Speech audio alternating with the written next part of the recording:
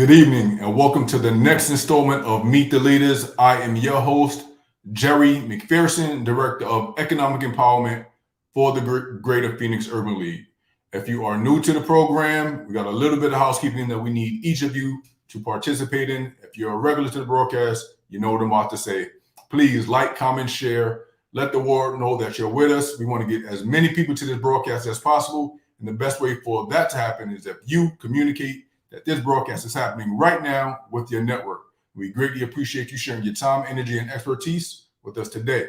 The program, as you can see, is Arizona Deliver the Freedom to Vote Act. With the Martin Luther King Jr. weekend quickly approaching, there are a number of activations happening around the city and around the country for that matter, not only to honor the legacy of Dr. Martin Luther King Jr., but also to bring additional attention to voting acts that are currently being stalled in Congress.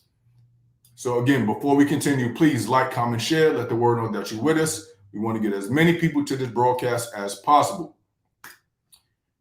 We'll be discussing the Freedom to Vote Act with a couple of panelists.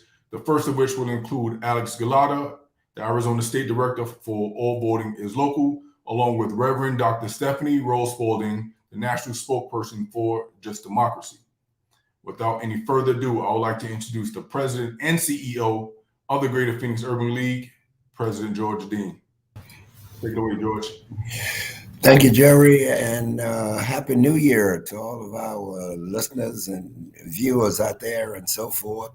Welcome to 2022. This has been our first edition of the Meet the Leaders, and let's hope that 2022, in fact, I have made a resolution that I'm going to do everything I can to make 2022 better than 2021. And one of the things that we're going to take care of is this subject that we have tonight, and that's voting and the voting rights bills and so forth that are in our nation right now. In fact, in 2021, 440 bills to restrict voting access was introduced in 49 different states. 19 states passed 34 new laws making it more difficult to vote, and there have been no cases cited demonstrating evidence of any widespread voter fraud.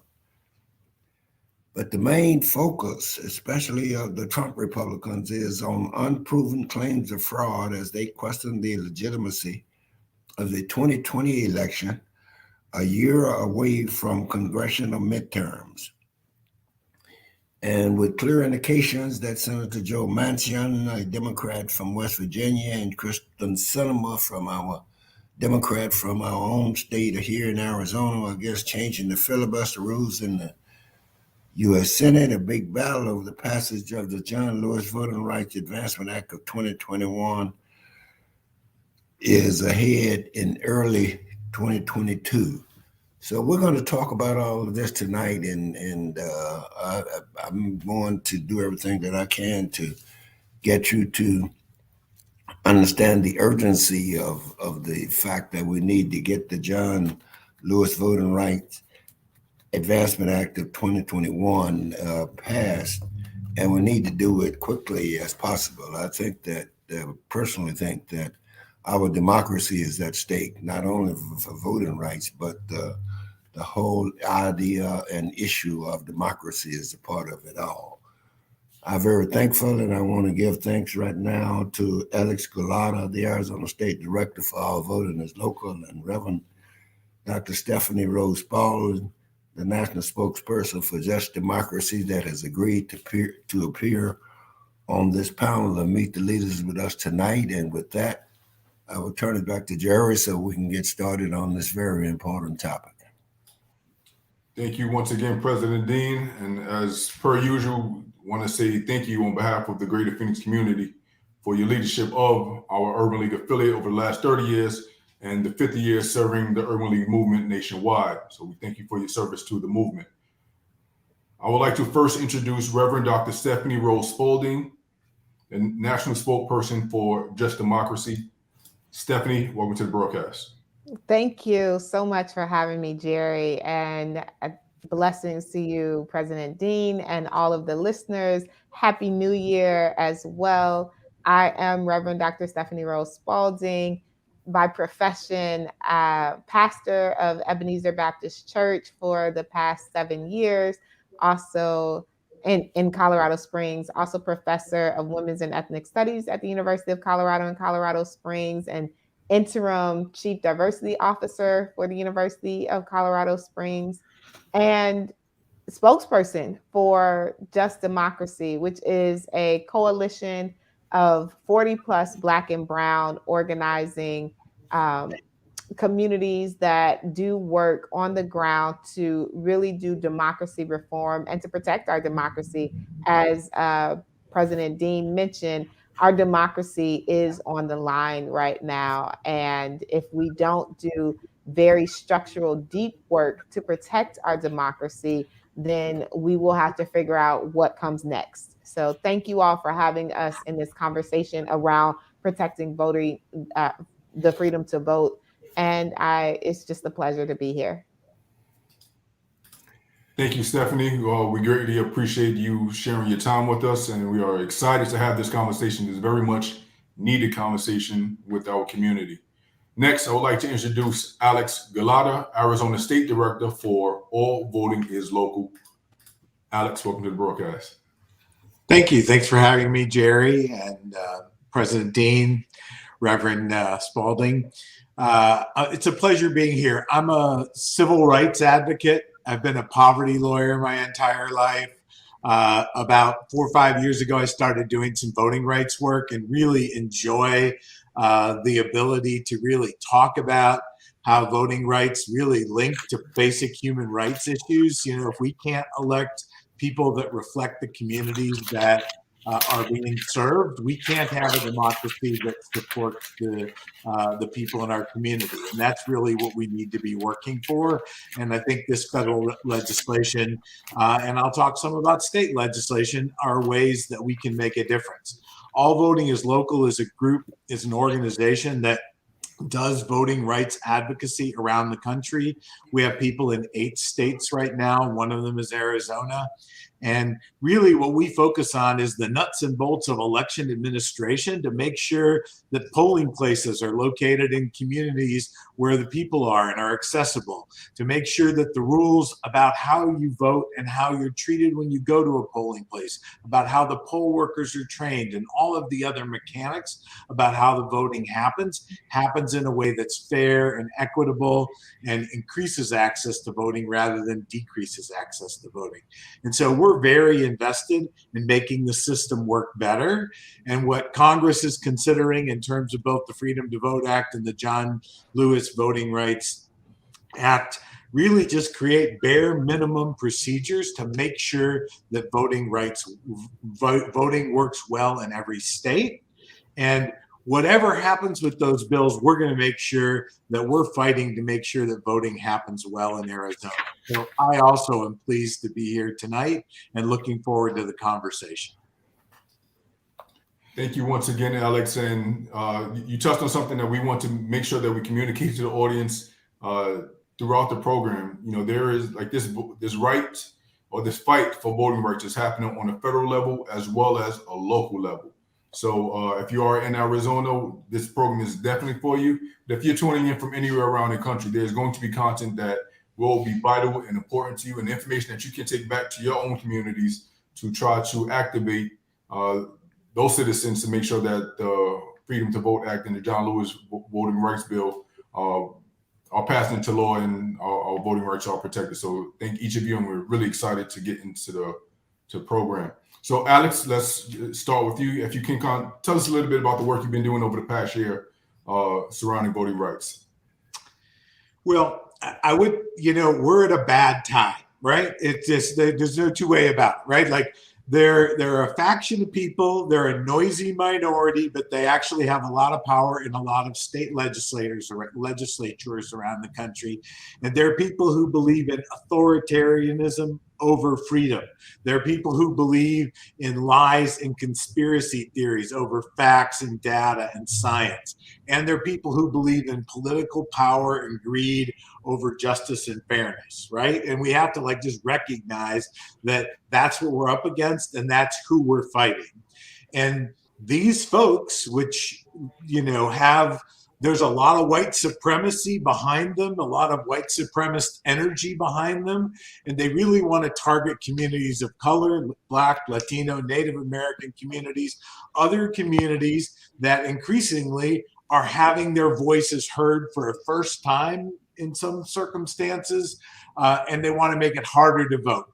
And they're trying to make it harder to vote in two ways. One is through these kinds of bills that purge voter rolls, that outlaw drop boxes, that restrict early voting, that do things to make it harder to vote, and then more troubling, these things that they're doing to use political power to basically overrule the results, taking over boards of elections in Georgia, questioning results that they don't like in Arizona with the sham election review, and other things like that.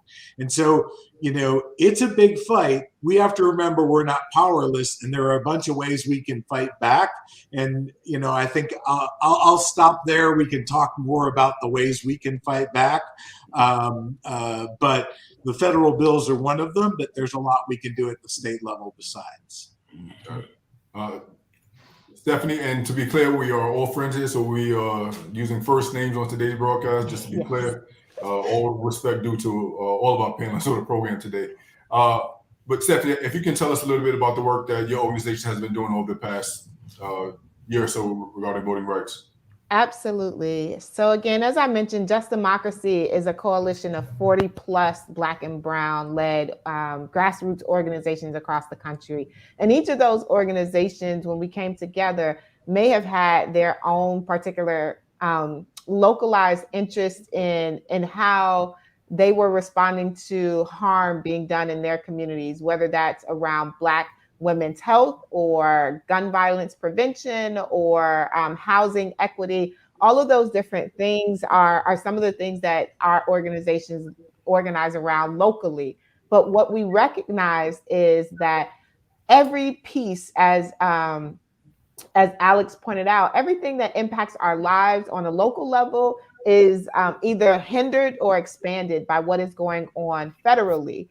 And for us, we understood that if we don't reform basic foundational democracy work, then what we want to accomplish and achieve in our local space is going to be prohibited. So when we think about the Freedom to Vote Act and delivering and protecting voting rights across the country, we have been really working to abolish the filibuster, because you can't pass legislation in Congress without having both the House and the Senate on board. And when the Senate is pretty much yielding to a racist structure in terms of playing games with what the rules are that are not necessarily required by the Constitution, when we know it's rooted in white supremacist ideology, when we cannot get legislation passed through the Senate because of the filibuster, then we have to make sure that filibuster reform or abolition takes place before we can even try to get legislation that the House has been passing to be passed in the Senate.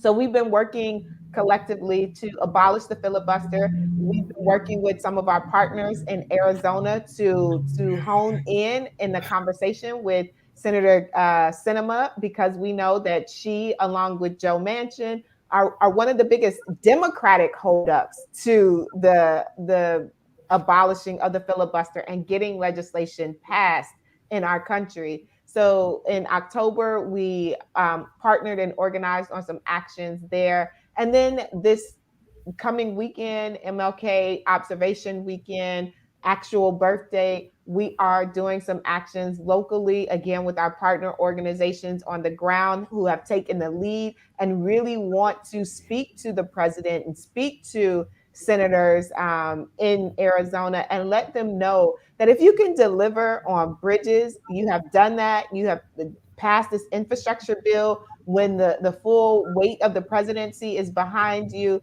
when the Senate wants to get legislation passed, if you can deliver on bridges, then you can deliver on voting rights. So there are actions taking place, again, like I said, this weekend with local partners there in Arizona.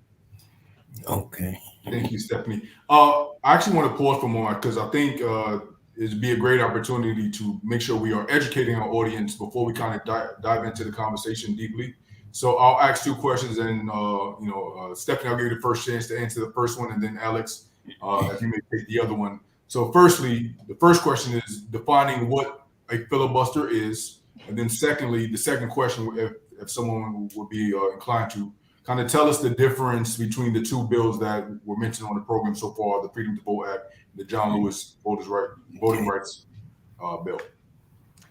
Absolutely. So the filibuster is an obscure, originated as an obscure rule that the Senate could utilize, or senators could utilize to keep a vote from taking place in the Senate. And I say that in just the basic, most common way to prevent a piece of legislation from ever having a vote, because one would get up and just run the clock on and on and on talking. We've seen that historically. We haven't really seen it done in modern manifestations.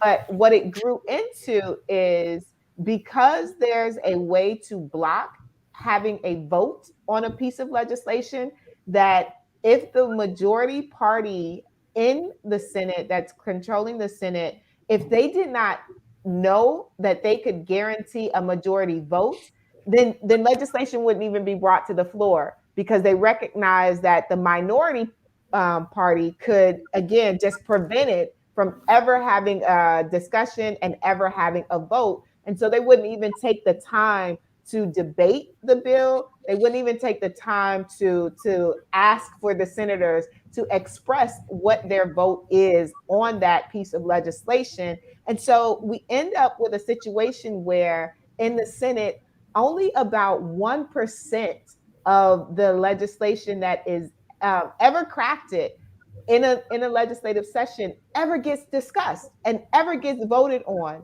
in the Senate. So imagine that you go to work day after day after day, collect a check month after month after month, or week after week, however it comes, and you only do 1% of the work over the entire course of your time there. That's essentially what's happening in the House, in the Senate right now, is that legislators, the senators, they're showing up and only really voting on 1% of the legislation that comes across their desk. Yeah. And that's, one of the most frustrating things that, some folks who are not in politics, it's one of the discrepancies with politics is, even though the controlling party or the majority party should have the decision maker or have more influence, there's stall tactics like the filibuster that allows the minority party to delay any sort of advancement. One other thing before I give it to Alex, those in the audience, if you have a question, please drop them in the comments at any time. We will open the floor to audience questions in a moment. Alex, if you can just give us a little bit about the two different voting bills that we had outlined earlier. Sure. The Freedom to Vote Act basically just sets really basic universal standards that need to be followed in the states, and that states can't go below. They can't make voting harder or less accessible than these basic standards. And it's to make sure that registration is used for a valid purpose and not as a barrier. Why do you have to register a month before an election? Right?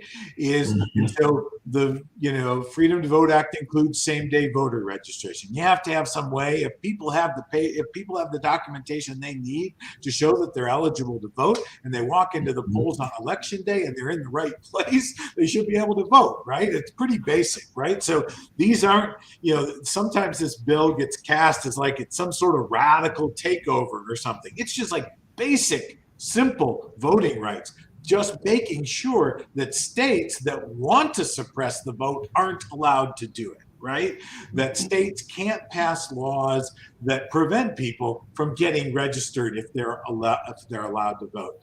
And other good, smart policy like automatic voter registration that says that when people turn 18, when people become citizens, however it is they get to the point where they're eligible to vote, that there are places where we automatically get them registered to vote if they're eligible to vote, right? The whole purpose of registration is not to create a barrier. It's just to make sure that we validate whoever it is that's voting. And if we have a process for doing that, we should do that.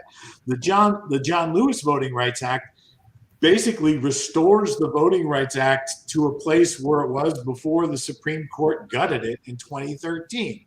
And that has a set of principles that say if a state is doing things that are discriminatory or has a history of discriminating against people in voting, we're going to look carefully before we allow them to pass new laws. And that's really what it does. It restores the Voting Rights Act to the way it was prior to 2013.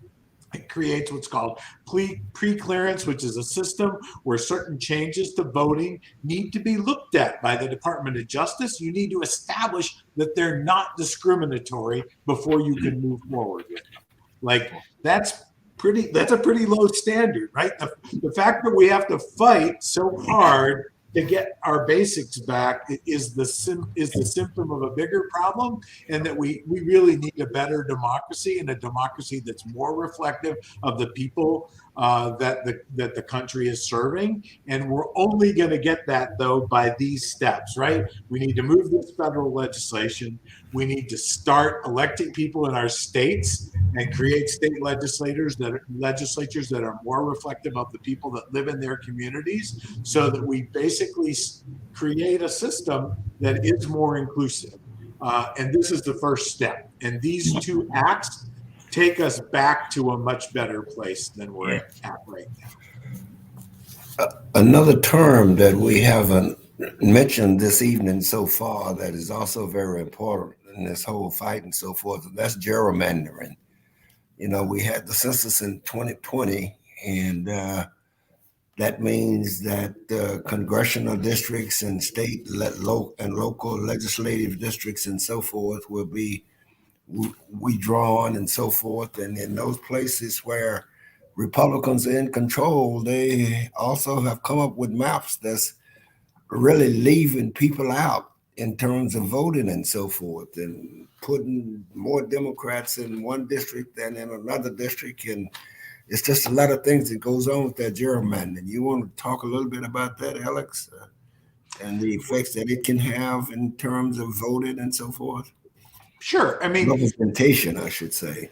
Yeah, I mean, if you have a district that's drawn like this, specifically, it's drawn like a C, a crescent moon, simply so that we can concentrate the white people's power, right? That's what it's about. It's about concentrating power, and it's primarily about racial power. It's silencing communities of color that could be electing leaders that reflect their communities, and breaking those communities up in different districts so that concentrated power, for example, in the middle of a city or some other place, can't actually be exercised by the people in that city. It gets broken off over here and over here and over there. And that's what gerrymandering is. And it creates a system where each person doesn't have a fair voice. And that, on top of these undemocratic things like the filibuster, like Dr. Spalding talked about, which allows a minority to control a minority in the Senate to basically push their will on top of a majority. All of these things are undemocratic things that we need to work on and fight against. Gerrymandering, the filibuster and the unfair impacts that has, and then what's happening in the state legislatures, I would say, is the third piece of that we need to fight back against. George, do you have a follow-up to that, or? I did want to pause for a moment, and we have a question from the audience, which I think was a very important one that we can bring in regarding the filibuster. And Mark overall asks, is there a legal mechanism to override the filibuster, rid of mandamus compelling a vote, possibly? He's a lawyer, so he flexing his intellect.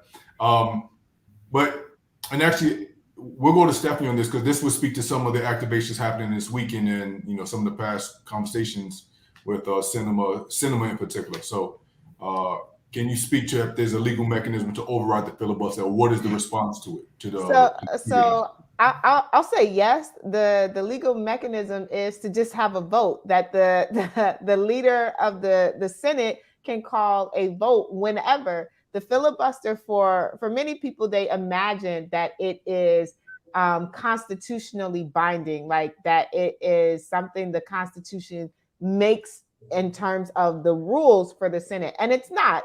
Whenever the leader in power wants to call for a vote, they can call for a vote. And we've seen the rules bent. We've seen the vote called when Mitch McConnell was the leader in the Senate. Whenever they wanted to pass tax cuts for corporations, they called for a vote, and they did what they wanted to do without a super majority being in place. And that's the other piece that we have to remember, that the filibuster is not just simply, on the surface, you can say that it's really, a way to keep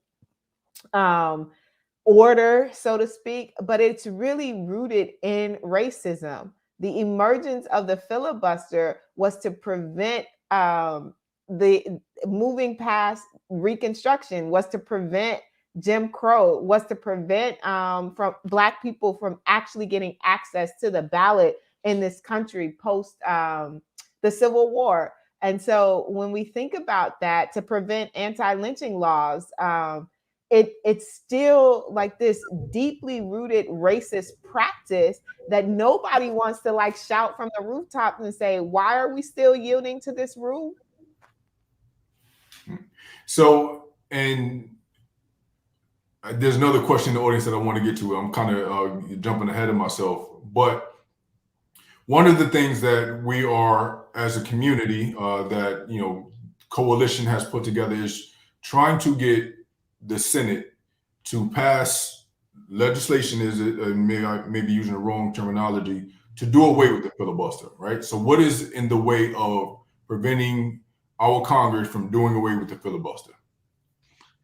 It's just a rule. It's their own internal rule. They could change their rule. They have to agree to change their rule, and it may be that they'll find a way to like save face and say they're not doing away with the filibuster in general, but they're making an exception for voting, or they're going to require a talking filibuster, which effectively might result in these bills being able to get a vote, or a variety of other different things that they can do. And so, like, I don't even know all the like insider baseball. There are probably people that do, but I don't even bother with figuring out all the insider baseball as to how they might get this done.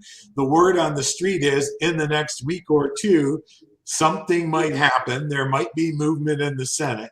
We need to keep the pressure on to make sure that whatever it is, I don't care how it happens, I want votes on these two bills, right? And I want our Senate to vote on these bills, because I think if we vote on these bills, we're going to pass these bills. And I don't care how that happens, to be quite frank. And at this point, it doesn't really matter to me. All that matters is that we get a vote on these bills and we pass them, because they're critical going into these 2022 midterm elections, that we have these protections in place, as many as possible. And I just want to add to what Alex has said, Please. that calling for the vote in and of itself really puts on the record, when he says that we might get the passage of voting rights legislation, it forces someone to put on the record, a senator to put on the record that, yes, I want those who have been formerly incarcerated to have the restoration of their voting rights upon completion of their incarceration. If somebody is in a state as their senator who's like, nah, I don't want that, then those who are in communities now know for sure, regardless of what your campaign slogans might have been and what your promises are, You voted to not allow my brother, my sister, my cousin, my aunt, my mom, once they finish serving their time, to have access to be reinstated as a full citizen of this country. You voted and said you don't want that. That does not represent me here in Illinois. That does not represent somebody in California. That does not represent somebody in Georgia. I'm not voting for you again because you are on the record saying this is not what you want. And it's quite interesting, and I will. This will yield into another question we got from the audience. That it's the top of the year. We are entering midterm elections. This is quite frankly, it may sound like hyperbole, but this is the most critical midterm elections of our country's history. Quite frankly, Right. So it sounds like there may be a strategy to stall as long as possible, not get on the record with yay or nay regarding the voting rights bills until possibly after midterm elections, which is a whole year away. Which leads to the question from the audience: is why does there not seem to be a sense of urgency from community members and citizens to kind of bring this to the forefront? And to be clear, that question came from Cordero Holmes. He says he doesn't sense an urgency to act in the general public. How to begin to mobilize the community for action so that our freedoms are not stolen away. Absolutely, I would say that that there is some momentum happening, and that's why I encourage, if you are in Arizona, to participate in the actions that are taking place this weekend around Martin Luther King Jr. And their family, advocating for the passage of this legislation and to build with them. But for the most part, there isn't a sense of urgency because the average person feels like this conversation is so above their understanding, right? They hear the word filibuster and they're like, I don't know what that means. I don't know how that impacts my life. Just as someone commented earlier, they're like, I didn't know that these people are showing up day after day, collecting your taxpayer money, getting a check, and it's a nice 6-figure check, and they are collecting your money, only doing 1% of the work. If people knew that, then they would actually, mobilize around, like, how you get a check that you're not even voting on stuff. Like, I think I thought I sent you to Congress to do something, and you're not even voting on anything because the leader won't even bring it to the table. Yeah, I would add, like, these folks aren't winning. They're only going to win if they break us down, right? If they beat us down, if we lose our heart, if we don't keep fighting, if we don't speak out, if we don't go down to the Capitol, if we don't click all those emails, if we don't continue to take action, then they will win, right? But they're not winning, right? Like, if you look at what the recent history, we're not doing too bad. We're making progress. It's not as fast as we want it to be, and we would like it to be faster. And that has a lot of people frustrated. But people shouldn't give up hope, because it isn't fast, but we're making real progress, and we can make more progress if we can turn this corner, right? Like, we're either going to turn this corner or we're not, right? If we don't turn this corner, we're going to slip into fascism in this country. There are some really bad, powerful forces who have been empowered, and for the first time in a long time, people have a real stark choice. Like, do you want to believe in people who believe in science, or people who believe in, like, Q stuff on the internet, right? Like, that's what we're up against, is people who believe in truth and untruth, and are willing to look at untruth and look you in the eye and say, I believe in untruth. Untruth is the same thing as truth, right? And that's the place we're at in our country. And I do think if we fight back against it, we can beat it back, right? But we just need to stay positive. And that's part of why I'm saying, I don't care what happens this week. I'm going to keep fighting in Arizona, because whether this bill should pass, and we should get it passed, and people should fight for it to get passed. But even if it doesn't pass, We need overwhelming turnout in November, because that can overcome a lot, right? It can't overcome everything, and we can't ask people to do that again and again and again without fixing the system. But overwhelming turnout means that, in fact, better policies get made. We win, better policies get made. And hopefully something, Alex and Dr. Spalding, is going to happen. You know, Chuck Schumer, the Senate Majority Leader, did say that voting rights was going to be on the agenda in January. That's this month that we're in now. So we hope that the senator keeps his word and indeed bring that up, so that the world will know, and especially the American citizens will know, who is for and who is against this whole idea of democracy being pushed aside for an autocracy, something that is taking place. Yeah, and Dr. Spalding was so right. We just, these people do not want accountability, and accountability is what you get if you force a vote, right? What the filibuster does, it lets a bunch of people not be accountable. Do you stand for voting rights or do you not? And forcing this vote over the filibuster, forcing this vote makes people take a stand, and that's what we need in this country right now. We need every politician, we need everyone in the U.S. Senate to stand up and either say, are you for voting rights or are you against voting rights? Are you going to go with these people who believe in lies and conspiracy theories, or are you going to believe in science and data and stand up for the people? Mm-hmm. I'm a bit curious. So I'm familiar with the filibuster. I've been interested in politics to some degree since high school. But and I don't intend to put either of you on the spot, but can you call in recent memory of a time where the filibuster was ignored for the sake of getting legislation passed, where it was a similar contention? There was, both sides stood strongly on an opinion, but they overrode the filibuster to get the legislation passed. The infrastructure bill is evidence of you all can come together across party lines, take a vote, and pass this piece of legislation. They do it on budget reconciliation often. Sometimes it is across party lines, but they do it on budget reconciliation. Right. They did it on the Supreme Court justice right before the election. Supreme, that's right.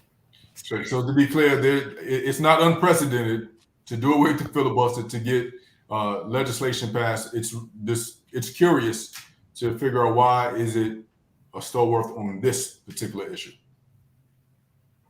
And quite frankly, we know what it is. It's the more folks that are allowed to vote, the increases the likelihood that you will lose your seat. So yes. There is a definite need for us to start putting the pressure on our elected officials. Mm-hmm. With that being said, you both have been active in meeting with senators in Arizona and I'm assuming across the country. Dr. Spalding, can you let us know what those conversations have been like when you met with the senators in Arizona, Senator Andor Kelly, if he was party to it? Well, you all can see the result of those conversations. As President George Dean pointed to earlier, right now, people think that they're comfortable and that they are going to win their seats, right? The polling demonstrates for them that they are secure enough to continue in the behavior that they are practicing. And so they haven't necessarily been the most receptive to adjusting their behavior to the will of the people.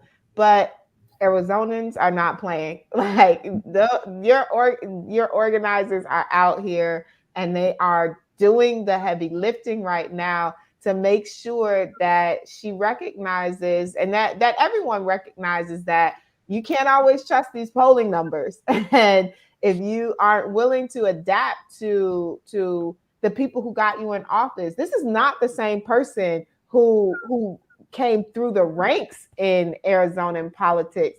She's not the same person.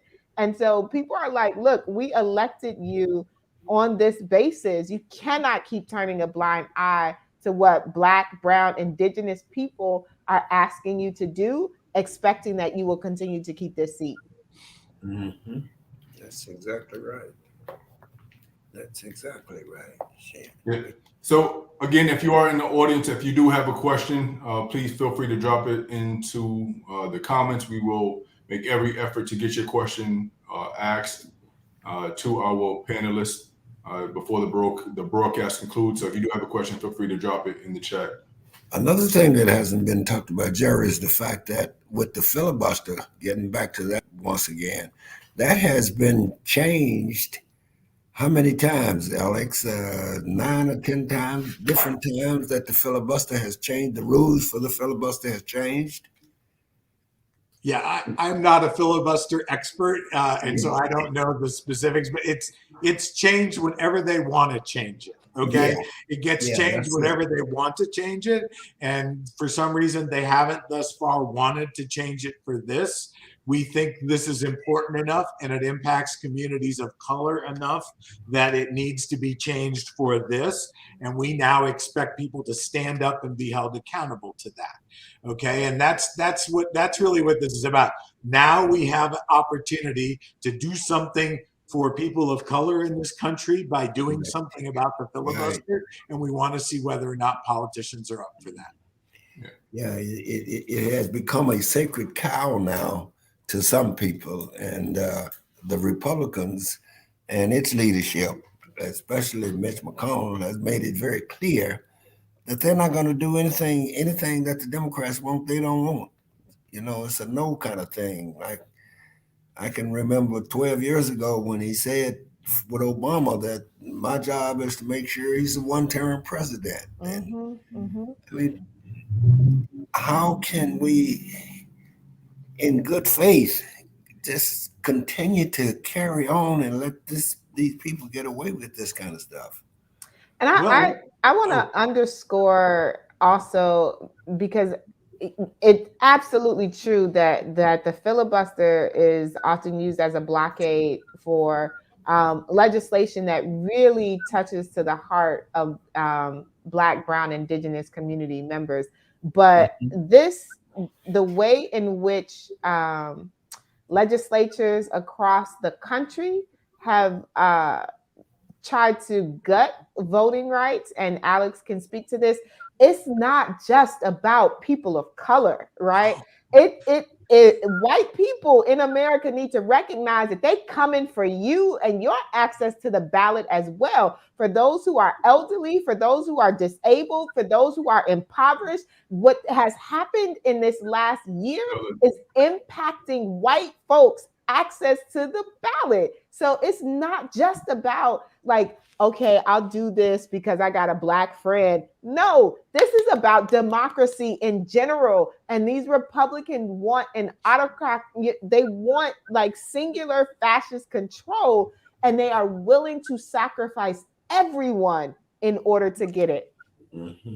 Yeah, in Arizona, and this is across the country. There are bills that basically said the state legislature gets to decide who the president will be, not the people, not the people, not the votes of the people, but that the state legislature should come in after an election and they decide. Okay, it just was, we can overrule the will of the people if we don't like the will of the people. Right? Very anti-democratic, autocratic. It's like, it's bad for us and it's bad for our country to have people like that in control. And that's really what they're about. They just want to be in power, and they're willing to hurt their own people. They're willing to hurt poor people. They're willing to hurt white people. They're willing to hurt people of color. They are doing everything they can do to stay in power, and they don't care who they hurt. And they don't care what the truth is. They don't care about any of these basic norms that we've held for a long time. It's power over everything else. And those are not the kind of people any of us want, white or Black, running our country. And that's where they're gone, right? They've gone to that end, and people need to make a choice, right? And they're, white people and communities of color are going to have to make a choice. Are those the people you want like making decisions for you? Are those the people you want in charge of your school board? Are those the people you want in charge of your democracy? And I think the answer from a great majority of people is going to be no, if we can allow them to have that say. Yeah. Alex, if we can stay with you for a little bit longer, I think it was a great opportunity to pivot and talk about the voting landscape locally. So if you can share just some of the work that, or some of the issues that has happened underneath our noses, quite frankly, over the past couple of months, as it pertains to voting rights in Arizona. Sure, and not just Arizona. I mean, like the make it harder to vote, right? Like Arizona, we were lucky in that we had a bunch of different bills and only a couple got through, right? Whereas like in Florida and in Georgia and in some other places, they had these gigantic bills that had 100 provisions, and they passed that bill in Georgia and they passed that bill in Florida. And so people in Georgia and Florida are going to have a harder time voting. You know, they're limiting drop boxes. They're making it harder to do early voting. They're trying to outlaw voting on Sunday. Who does that hurt? That hurts souls to the polls. It's just like it's painfully obvious. Why are we doing that? We want to suppress voters of color. We want to like limit one of the most powerful ways that voters of color have organized together to, you know, to come together to vote is souls to the polls. Very powerful, very impactful process whereby communities and congregations get together and vote together. And that, you know, those things are designed to prevent that or to limit it or to restrict it. And they're being passed, right? They were passed in Georgia. They were passed in Florida. Most of those things didn't make it through in Arizona because we have a legislature that is almost evenly divided, and it just takes one reasonable person on any bill to be able to stop it. And we've been lucky. We've stopped a lot of bills in Arizona. And I'm hopeful this session we're going to stop a lot more bills in Arizona too. But that doesn't help the people in Georgia, and it doesn't help the people in Florida. And that's why we need these federal bills passed, right? Is they stop those things. Even when a bad bill is passed, it's one step. It's got to be implemented. A lot of what I do every day is figuring out how these bills are going to be implemented, right? If there can only be 10 drop boxes, then I'm going to fight for where those 10 drop boxes should be and what communities they should be made accessible to. If we're going to limit early voting, then we're going to fight about where that early voting is going to be and what communities need it and how we're going to get access to it, right? And so like every one of these bad bills has to be implemented, and there's 1,000 different ways that election officials need to make and exercise discretion in implementing the law. And we need to be there in the room when they're making those choices. And so we've got to be fighting for local election policy and local election leaders. We got to get great people to run to be election officials instead of all these stop the steal. Right now, there was an article today about how stop the steal people around the country are trying to take over election boards and trying to take over election offices around the county. Well, guess what? There's more of us than there are of them. We need to get people like us to be running for those boards. We need to get people like everyone on this call running for those boards, and everyone listening on this call to say, like, I'm going to put myself in that place and I'm going to help be the solution and not the problem. That's good. Absolutely. I actually appreciate all of that. I second that motion. And to the point, Alex, you know, if you have this smaller group, but they're louder, they're active, they're more willing to go out there and run office and hold office and put themselves out in the forefront, they're going to get what they want. And we need, you know, whether it's if it's specific to a party, or those folks who just have more rational minds and believe in equality, to be frank, those folks need to step up and get some of these influential positions. Can I just share? Yes, I know I mentioned it several times before about some actions that are taking place in Arizona.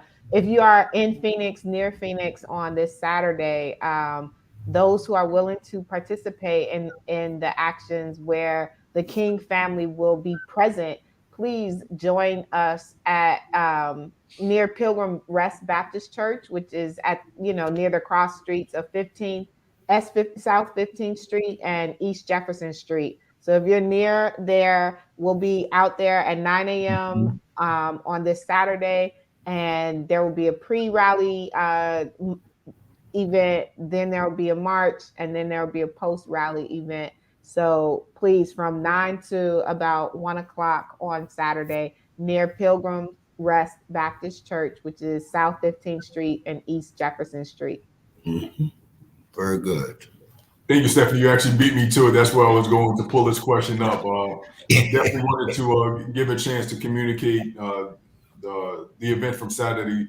Normally in Arizona, there is an MLK March to honor the legacy of Dr. Martin Luther King Jr.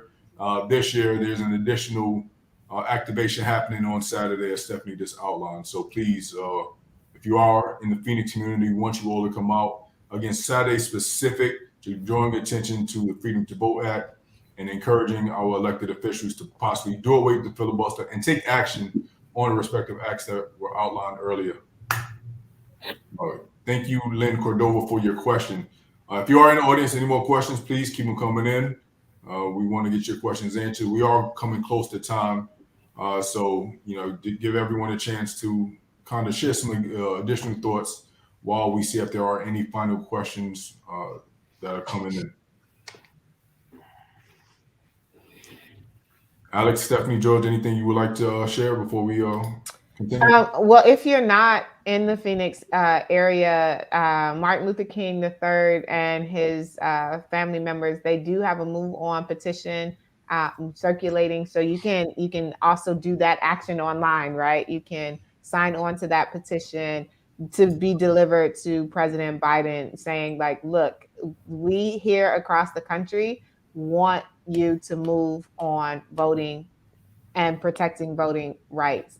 So lean into this Congress and encourage the Senate to do whatever it has to do in order to get this legislation passed. I think I would add that we're working with a bunch of coalition partners on what's called the Democracy Pledge for Arizona, democracypledgeaz.com.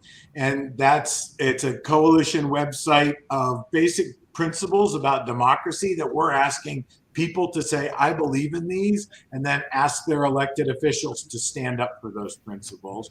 And the beauty of that is there's a get involved page at that website that will have activations. Right now, there's an activation about asking you to to get your elected officials involved in this process. But there's also a push now to shut down public testimony by video conference at the Arizona legislature. Like last session, people were able to testify like this by Zoom. They're trying to shut it down this year. They're trying to prevent it from happening and only allow people who are willing to go in and risk their health to be able to testify. So there's a petition there on that. There will be other petitions there, and that Get Involved page will be evergreen. So we'd encourage people to go to democracypledgeaz.com if you're in Arizona and sign the pledge, and then keep bookmark that Get Involved tab, because as the legislature's happening, as we're looking for election protection volunteers throughout the year, we'll be posting things. Not just All Voting is Local, but tons of civil rights groups and activist groups will be posting activations there all year long. I'd like to ask a question, because I don't know, and maybe both of you know, and that is, can an executive order, a presidential executive order, do anything about the voting situation that we have now?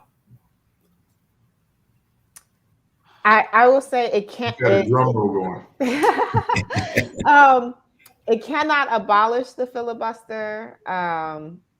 Only the majority leader can push for the votes to be called in the Senate. So that really is like leaning into Chuck Schumer and saying, look, we want this legislation to pass. There are also limitations too, because again, states' rights versus federal rights and what an executive order can do. States have the power to determine, the federal government ensures that who has the right to vote. They have the power to determine how that looks, in their state.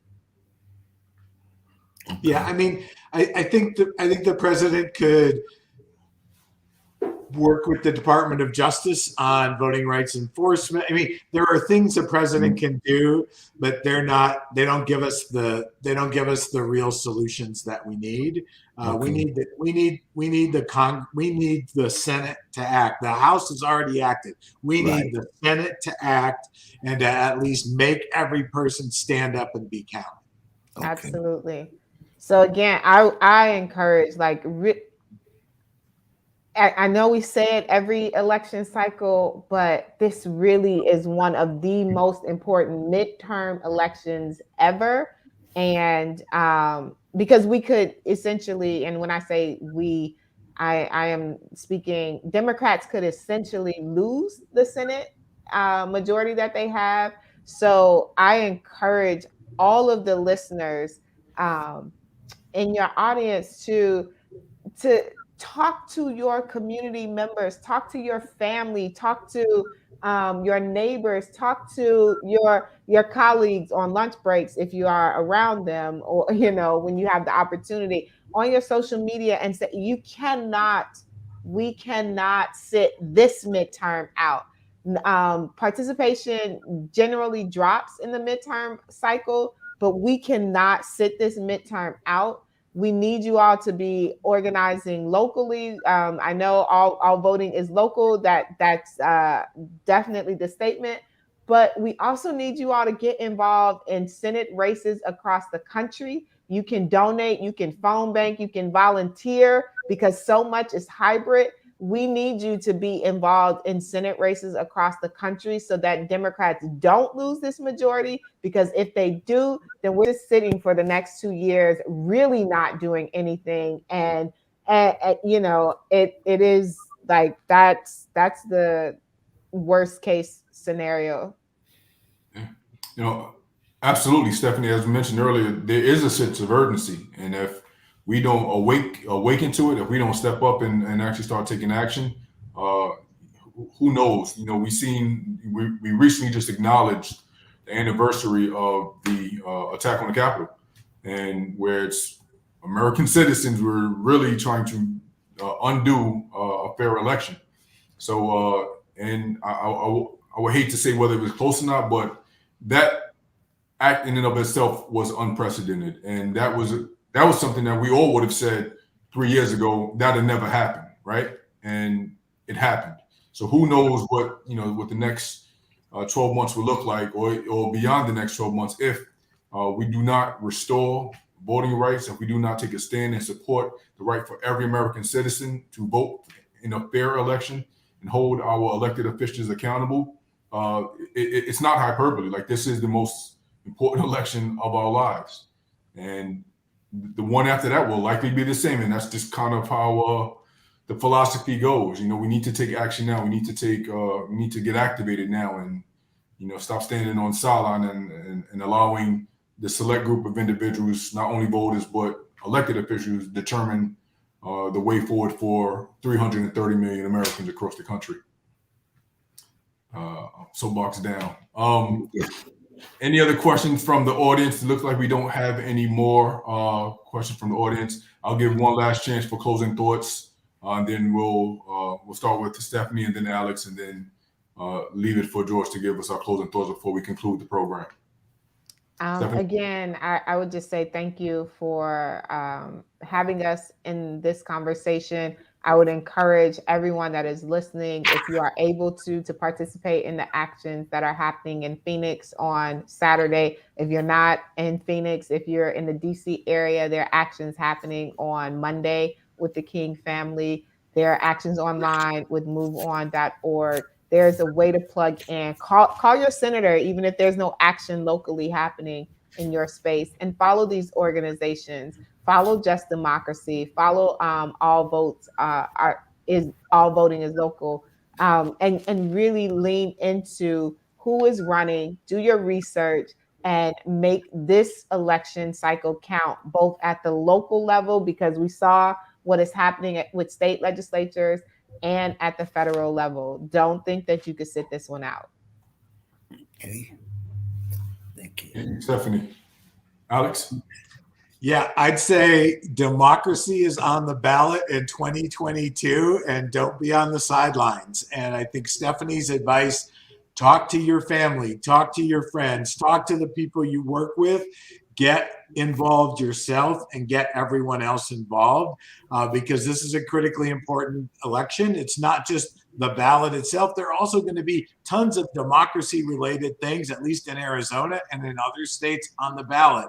About voter ID, about access to the ballot, a variety of referenda and initiatives that could either make voting easier or harder. And we need to get people educated and motivated to come out and vote. Thank you so much, Alex. Before I hand the floor over to George, I want to thank each of you once again for your time, energy, and expertise and lending it all to the Greater Phoenix community and the Greater Phoenix Urban League. So thank you for that. Without any further ado, President George Dean, let you close this out. Just a resounding thank you to both Dr. Spalding and to Alex for their participation in this panel tonight. I think that some very valuable information and hopefully some inspiring and motivational information will go out to all of those folks who tune in and listen to this. And if you didn't see it tonight, we're going to have it on YouTube and Facebook so you can see it later on. But this is important. This is one of the most important things that have taken place in my lifetime for certain. And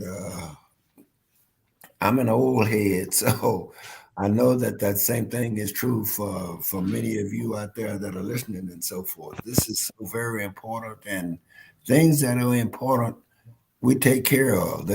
This has to be a priority. This has to be a priority. As Alex said so many times this evening, keep fighting, keep fighting, keep fighting. We cannot give up. My dad used to say, give out, but don't give up. You know, you got to keep on keeping on. And that's what we're going to do as far as the Greater Phoenix Urban League is concerned, as well as the other 89 local Urban League affiliates around the country and our National Urban League. We're going to keep the fight going, and we ask you to join us. Together, we make a difference. With that, I would say good night.